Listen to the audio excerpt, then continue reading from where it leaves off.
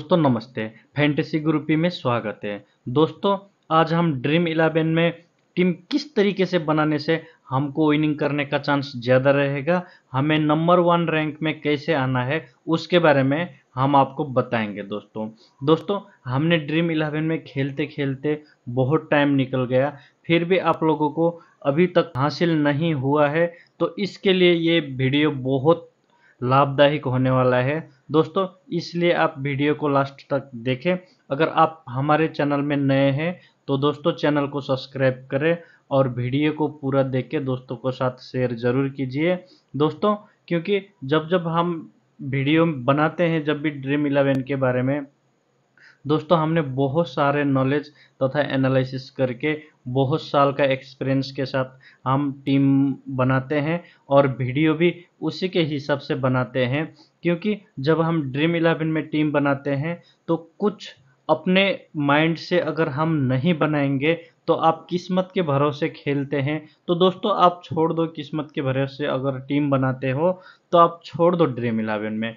किस्मत के भरोसे से कभी ड्रीम 11 नहीं जीता जाता है। जब ड्रीम 11 में अगर जीतना हो तो दोस्तों अपने अपने हिसाब से दिमाग के साथ खेलना होता है।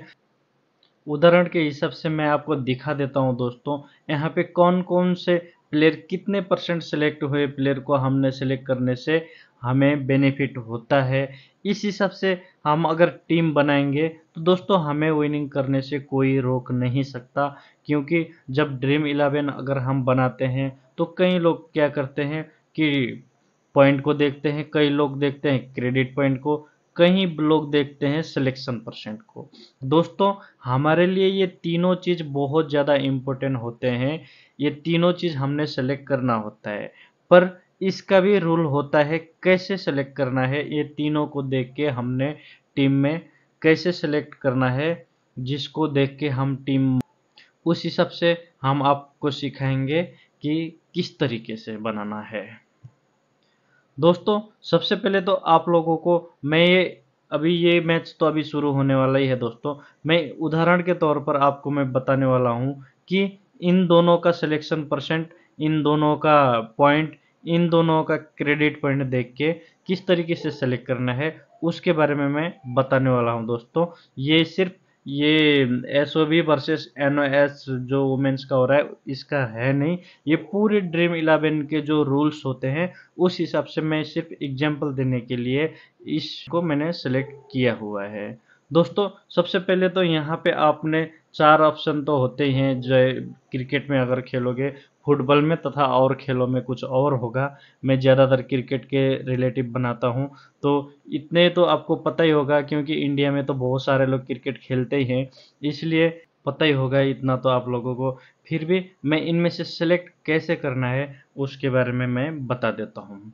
दोस्तों अभी तो ड्रीम 11 में बहुत अच्छा ऑप्शन आ गया है। दोस्तों यहाँ पे हम बहुत सारे चीज़ हम पहले ही देख सकते हैं, तो मैं आपको थोड़ा बहुत शॉर्टकट में समझा देता हूँ कि आपको किस तरीके से यहाँ से आपको अनुमान कर लेना है। थोड़ा बहुत आप तो वैसे पता ही है, फिर भी मैं थोड़ा 11 में ये नया नया ही है, इससे पहले नहीं हुआ था ये वाला जो सिस्टम हमको देखने के लिए जो मिल जाता है उसको समझते हैं। यहाँ पे जो एक टीम है, मैं इसका नाम नहीं लूँगा क्योंकि इसका वीडियो मैं नहीं बना रहा हूँ। ये 5 मैच जीत के आया हुआ है और इसका जो एक मैच रद्द हुआ होगा इसलिए 4 ही दिखा रहा है लास्ट 5 मैच में से, और एक मैच हारा हुआ है, 3 मैच जीता हुआ है। से दोस्तों दोनों ही बहुत मजबूत टीम माने गए हैं और इनका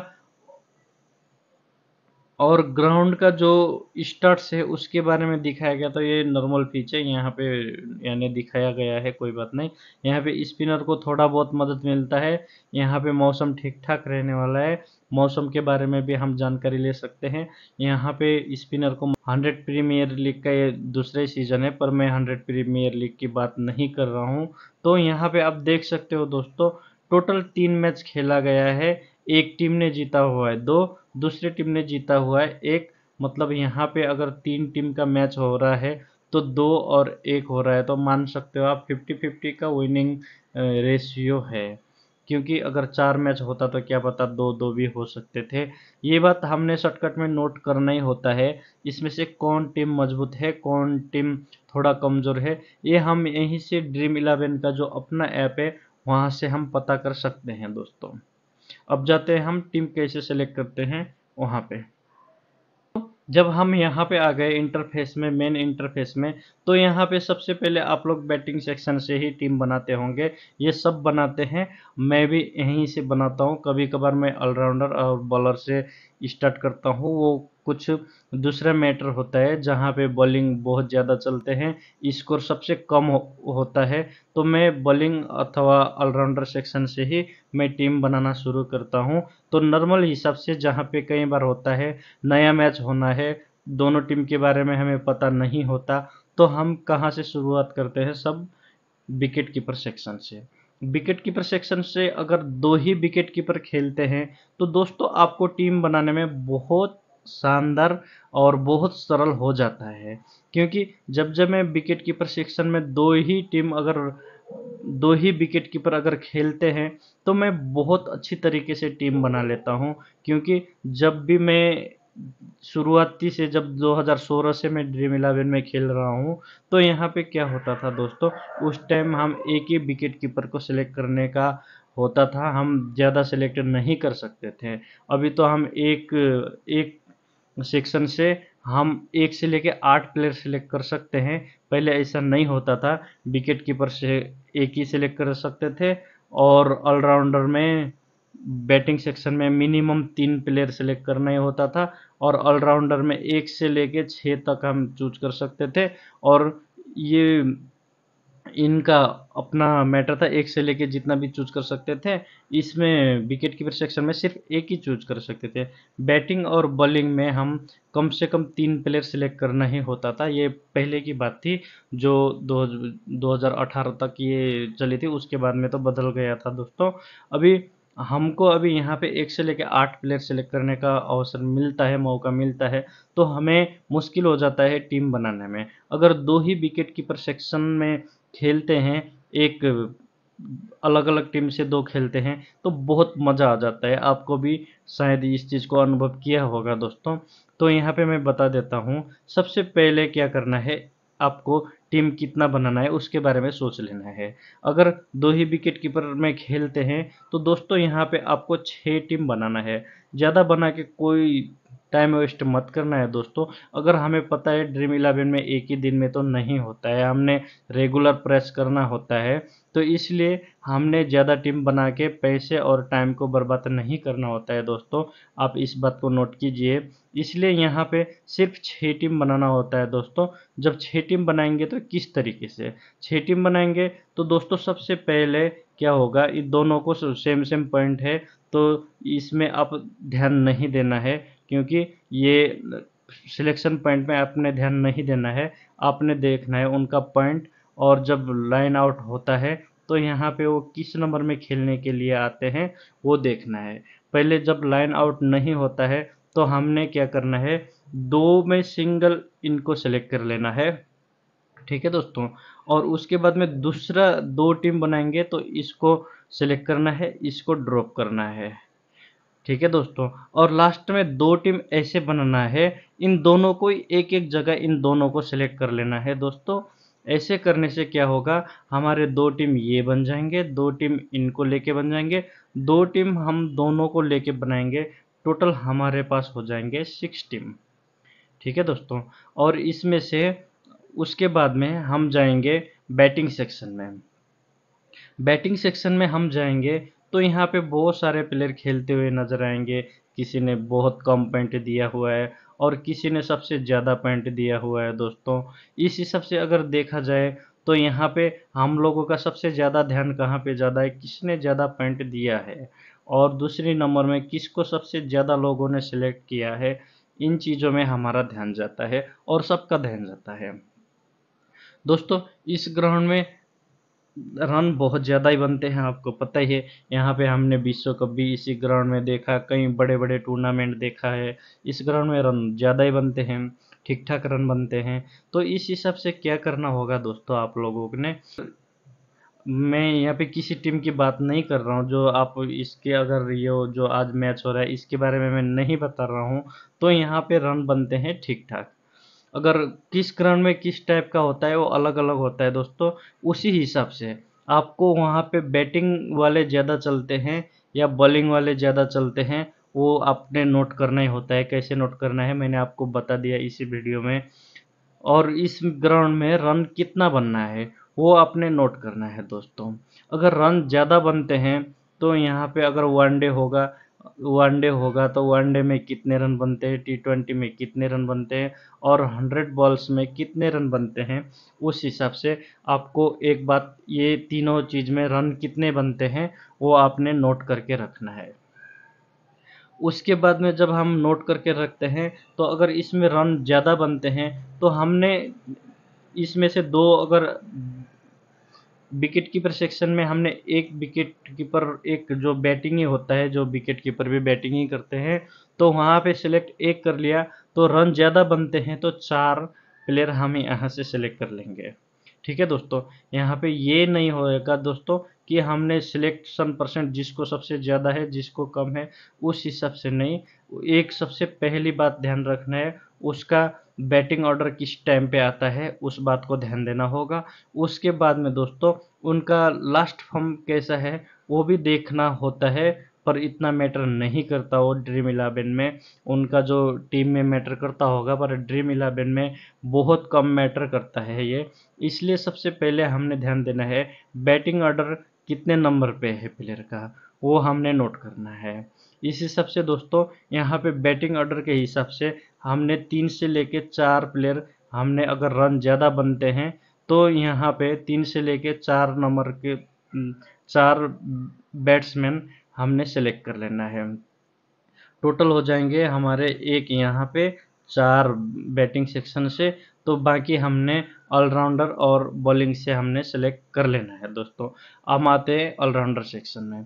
ऑलराउंडर सेक्शन में आएंगे तो दोस्तों ऑलराउंडर सेक्शन सबका फेवरेट सेक्शन होगा शायद, क्योंकि जो ये सेक्शन है यहाँ पे सिलेक्शन परसेंट भी ज़्यादा होता है, क्रेडिट पॉइंट भी ज़्यादा होता है और यहाँ पे पॉइंट भी ज़्यादा दे देते हैं ये, इसलिए कि इनको बॉलिंग और बैटिंग दोनों ही करने का मौका मिल जाता है और ये दोनों में ही अच्छा परफॉर्म कर देते हैं। अगर एक में फ्लॉप हो जाते हैं तो दूसरे में ये अपना कुछ पॉइंट दे के चले जाते हैं, इसलिए सबसे ज़्यादा इनको ही टारगेट करते हैं। और ये फैंटेसी प्लेयरों के लिए तो यही इनका एक सेफ प्लेयर है, इसलिए आप यहाँ पे देख सकते हैं सिलेक्शन पॉइंट भी बहुत ज़्यादा है, जैसे कि आप देख सकते हो दोस्तों। क्योंकि ये आप भी यही फार्मूला के साथ जाना है। अगर यहाँ पे सेकेंड डाउन, यहाँ पे इनका बैटिंग ऑर्डर कितने नंबर पे आता है उस हिसाब से आपने इनको सेलेक्ट कर लेना है। और बॉलिंग में इनको कितना ओवर इनको बॉलिंग करने को मिलता है उसको देख के, और उनका बैटिंग ऑर्डर कितना है वो देख के, इनमें से ही कैप्टन और वाइस कैप्टन भी आप बना सकते हो दोस्तों। और हम जाते हैं बॉलिंग सेक्शन में।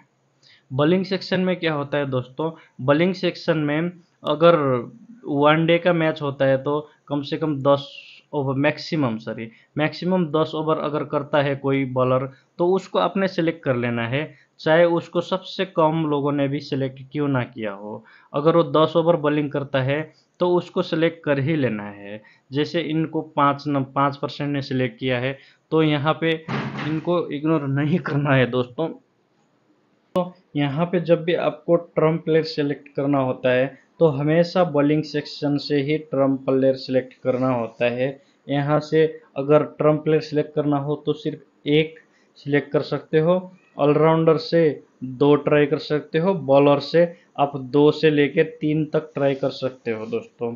ये होता है ड्रीम इलेवन की स्ट्रैटेजी होती है दोस्तों, तभी जाके ड्रीम इलेवन में हम विनिंग कर सकते हैं दोस्तों। और यहाँ पे अभी एक बहुत आप लोगों को पता ही होगा, जब हम टीम बनाते हैं, जैसे मैं एक टीम बना के दिखाता हूँ दोस्तों आपको समझाने के लिए दोस्तों, इसके पूरी तरह से ध्यान मत देना क्योंकि ये आपको समझाने के लिए बना रहा हूँ। तो यहाँ टीम बनाने के बाद यहाँ पे कैप्टन और वाइस कैप्टन के सिलेक्शन में बहुत मुश्किल हो जाता है दोस्तों। यहाँ पे क्या होता है कि यहाँ पे किसी को सबसे ज़्यादा लोगों ने सेलेक्ट कर लिया होता है और किसी को सबसे कम लोगों ने सेलेक्ट कर लिया होता है। तो यहाँ पे हमने कैप्टन और वाइस कैप्टन को किस तरीके से सेलेक्ट करना है मैं उसको बता देता हूँ दोस्तों। सबसे पहले अगर उसका बैटिंग ऑर्डर कितने में आता है, 1 से लेके 3 नंबर T20 में हो, तो 1 से लेके 3 नंबर में अगर बैटिंग करता है तो उसको आपने कैप्टन और वाइस कैप्टन बनाना है। अगर बैटिंग सेक्शन से या विकेट कीपर सेक्शन से आप बनाते हो तो। और बॉलिंग सेक्शन में क्या होगा दोस्तों, बॉलिंग सेक्शन में अगर कैप्टन और वाइस कैप्टन बनाते हो तो T20 वो मैक्सिमम ऑर्डर करता हो, जैसे वनडे में 10 ओवर करते हैं मैक्सिमम, T20 में 4 ओवर, 100 बॉल में 20 ओवर का बॉलिंग करते हैं, 20 बॉल का बॉलिंग करते हैं।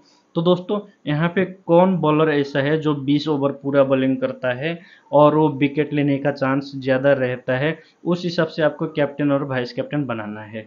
इनको देख के यहाँ पे कई लोग क्या करते हैं, इनका क्रेडिट पॉइंट देखते हैं और उनका सिलेक्शन परसेंट देखते हैं, तो उनको कैप्टन और वाइस कैप्टन बना देते हैं। ये सबसे रॉन्ग तरीका है दोस्तों। अगर 6 टीम बनाते हो, अगर आप 6 टीम बनाते हो तो दोस्तों अगर आप 6 टीम बनाते हो तो जिनको सबसे ज़्यादा लोगों ने कैप्टन वाइस कैप्टन सेलेक्ट किया होता है, उसमें से सिर्फ एक प्लेयर, एक टीम में ही इनको सेलेक्ट करना है जिनको सबसे ज़्यादा लोगों ने कैप्टन वाइस कैप्टन बनाया होता है। तो मैं यहाँ पे अभी फ़िलहाल के लिए मैं इनको बना देता हूँ किसी को भी कैप्टन वाइस कैप्टन।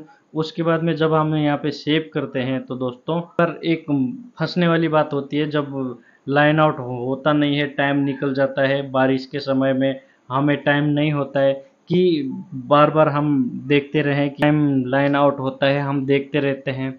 उसमें ये बहुत काम आता है, ये एक नया फंडा है, जब नया नया ये हुआ है अभी। यहाँ पे बैकअप प्लेयर के बारे में दिखाया गया है। अगर आपने 11 प्लेयर सिलेक्ट किया है, 11 प्लेयर में अगर एक दो प्लेयर नहीं खेलते हैं तो आप इसमें से सिलेक्ट करके रख सकते हैं दोस्तों।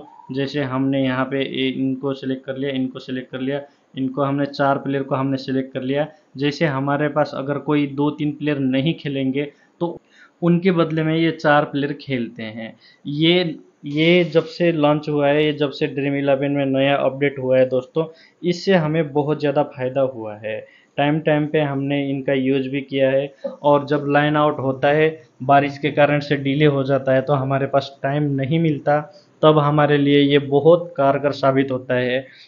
इस तरीके से भी हमने ड्रीम 11 में बचने का चांस ज़्यादा रह जाता है। जब लाइन आउट होता है, हमारे पास टाइम नहीं होता है, तो बैकअप प्लेयर को हम सेलेक्ट करके हमें बहुत आसान हो जाता है कि हमारे प्लेयर कोई ना कोई तो ज़रूर खेलेगा।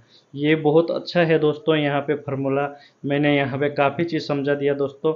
इस तरीके से हमने ड्रीम 11 में अगर टीम बनाएंगे तो हमें विनिंग करने का चांस ज़्यादा रहेगा, क्योंकि अगर हमने यहाँ पे इतने पैसे 50 रुपये 49 रुपये अगर लगाते हैं तो हमने कुछ ध्यान भी देना है। अगर करोड़ों जीतने की अगर हम इच्छा रखते हैं तो कुछ दिमाग भी लगाना पड़ेगा। दोस्तों वीडियो लास्ट तक देखने के लिए बहुत बहुत धन्यवाद। थैंक यू दोस्तों।